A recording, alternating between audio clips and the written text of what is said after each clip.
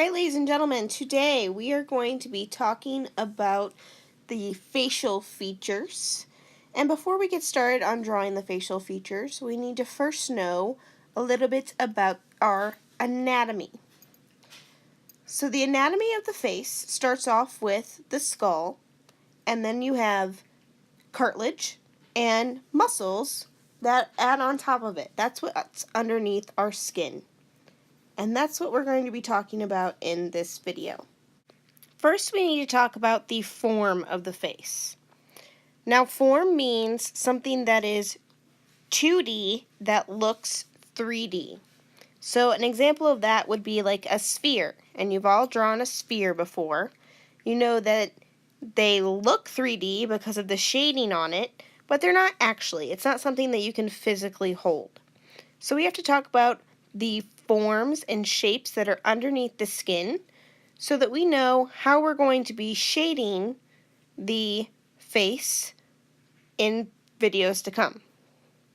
So right now I have a picture of the human face, and we're going to first talk about the nose.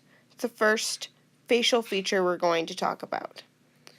Now the nose, if you put your finger on your nose and move it around, and if you pinch it and move it around, you can see that it moves. That's because the nose is actually made up of cartilage.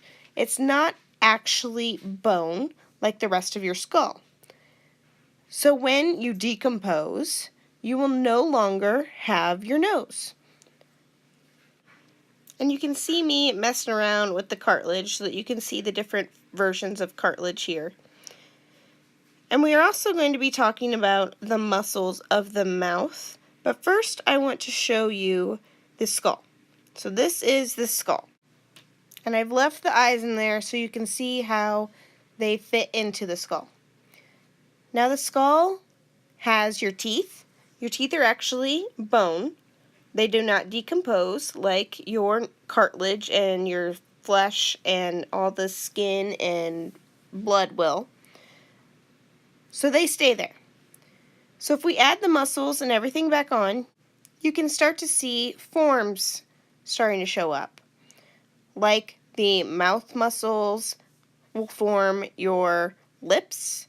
Without your mouth muscles, you will not be able to form words. That's why we need to draw the muscles underneath and need to know about the anatomy.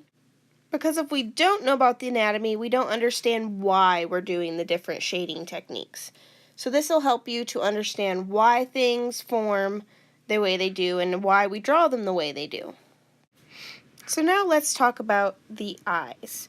Your eyes are called eyeballs. They're not called eye circles because they are an actual sphere. They are a sphere that sits inside your eye socket. If I zoom in here, you can see that. And they just kind of float there. That's why you always want to protect your eyes, because they are just floating in your eye socket. See that? But they are spheres, and that's why there is always a highlight on your eye, because when the light hits it, it's going to have shading on it like you did on a sphere. Now there's also connective tissue, like those muscles that you see there, that form over top of your eye, and those are your eyelids, so that they're covering up part of the eyeball and you're able to hold your eye in place. Okay, now that we have talked about the anatomy of the face, here's another image of the skull in case you were wondering, side view.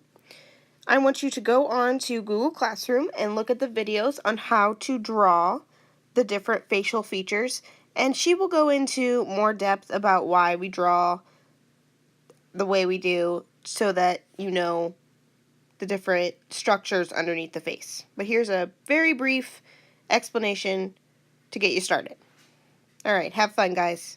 Please make sure to do one facial feature per page, and thanks for watching. Let's get started.